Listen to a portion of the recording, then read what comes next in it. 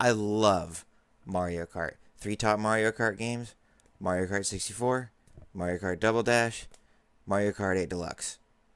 I don't know what order I would put those in, but they are easily make up my top three Mario Kart games of all time. I've been playing Mario Kart since the very first one. I got Super Mario Kart for the Super Nintendo on my whatever birthday that was, the year that that came out. I believe I would have been 10. I might have been 11. But anyway, it's around that time. No, it wouldn't have been 10.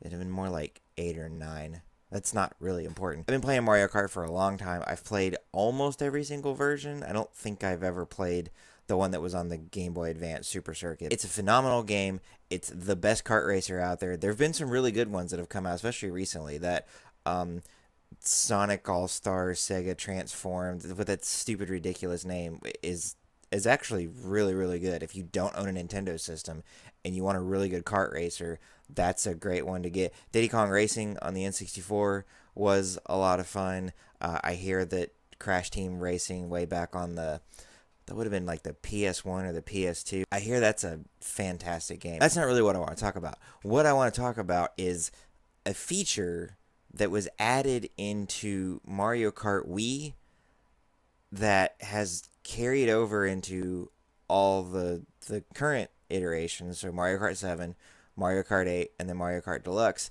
that I think really takes away from the spirit of what that game is really all about. And that's the customizing the carts. For aesthetic purposes, I think it's great that, if you want to ride a Wriggler or get a goofy mushroom or something as your glider. And I think that's awesome. It gives people options. But these aesthetic changes also come with changes to how the cart handles, how tight it can take a turn, how fast it can go, how quick it is accelerating from 0 to whatever max speed is for that particular cart. It's created this world where now there is a best combination of character and wheel and cart and glider that didn't exist before.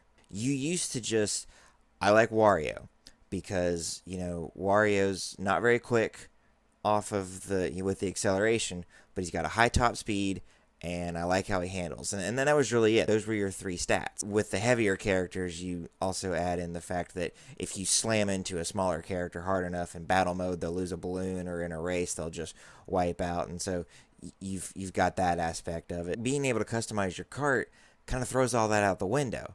Now, maybe my favorite character is Baby Rosalina, and I'm picking Baby Rosalina because it turns out that she, in a combination with certain types of carts, generally makes up the worst of the carts. There's also Lemmy Koopa, which is one of the Koopa kids. I'm still not super sure if they're like his children or how that works. The lore around Bowser is just weird and bizarre, and maybe MatPat probably has a game theory about it, but I don't have any idea. I haven't watched it if he does. Back to my topic. I think it takes away from the spirit of what that game should be.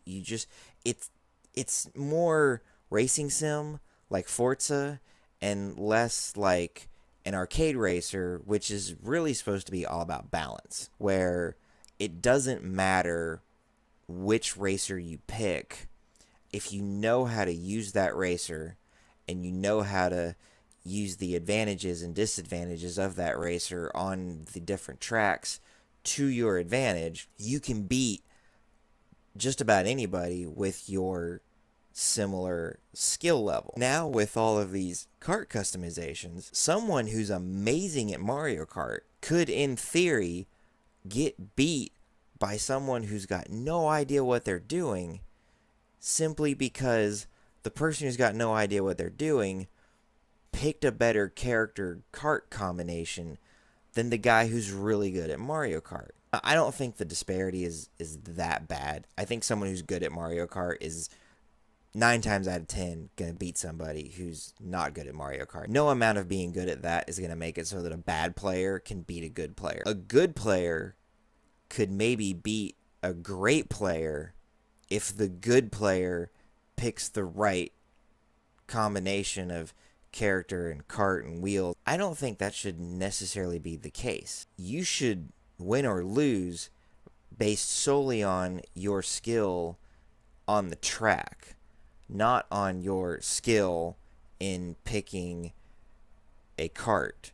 You should win or lose based solely on your skill on the track, not on your skill in picking a cart and a character, or, in as the case may be, your luck. I like the way this combination of stuff looks. It also happens to be provably the best character and cart combination that exists in this game, and I don't like that. I want them to go back to, first of all, we need to scale back on the characters. I'm not like one of those guys that thinks that Link being in Mario Kart is bad because it's Mario Kart. I think Link being in Mario Kart is bad because there's too many freaking characters.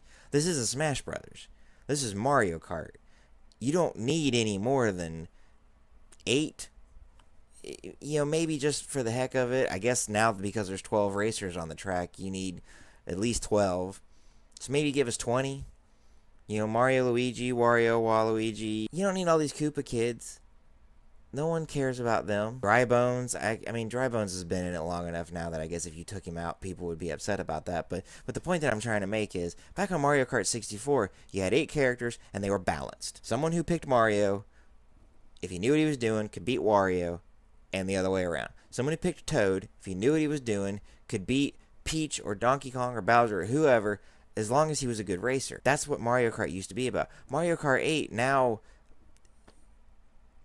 picking your character and stuff matters way too much. Toad is my guy.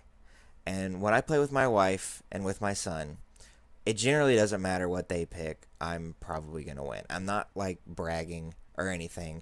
I've been playing this game since I was, you know, like I said, 7 or 8 years old, and they're both very new to it. And they're getting better. A few times my wife beats me, a few times Caspian beats me.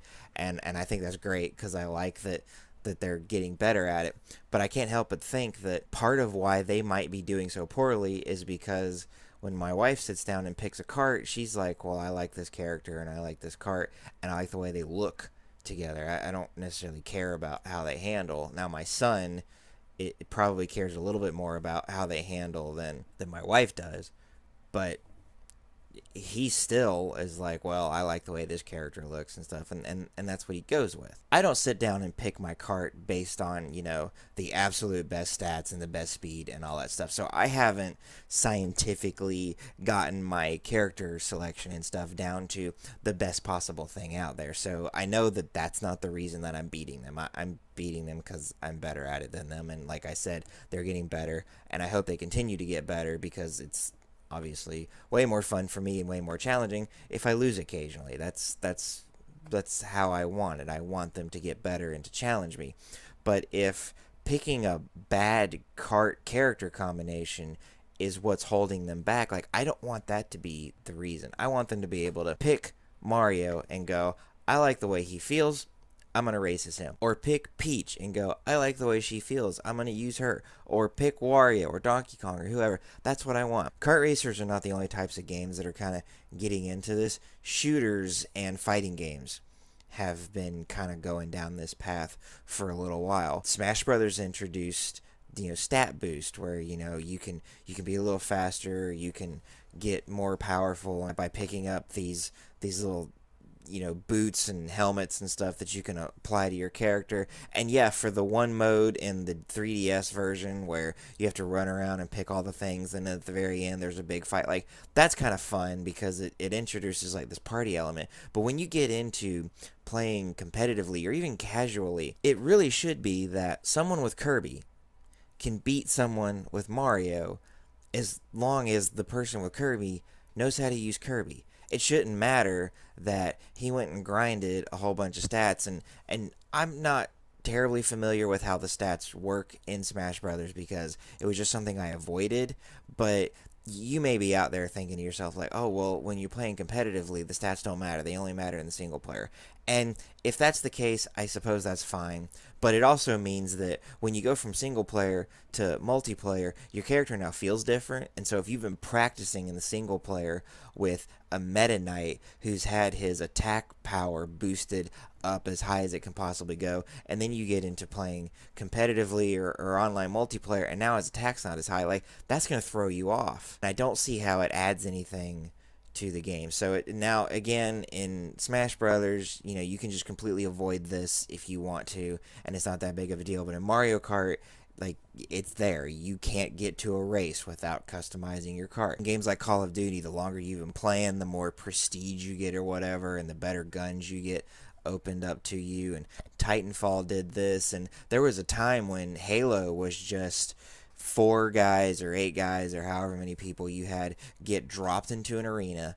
They all have the exact same weapons to them. Maybe based on where they spawned, they have a slight advantage because they're closer to a weapon they like than the other guy is. GoldenEye's like this. Perfect Dark was like this. Halo was like this. People just get dropped into an arena, and whoever is truly the best at the game is gonna win, and not because they got some fancy stat boost that someone else doesn't have. And that's one of the reasons why I didn't really like in Halo when they added the armor abilities. Now this guy has a jetpack, and this guy over here has sprint, and this is stuff that should just be available to everybody. And I get that developers and people who like this, what they see it as is, I'm able to customize this game to the way that I want to play it, and I'm able to, tailor it to myself. But all it really does is throw the balance out. Someone who likes to play, and even likes to play seriously,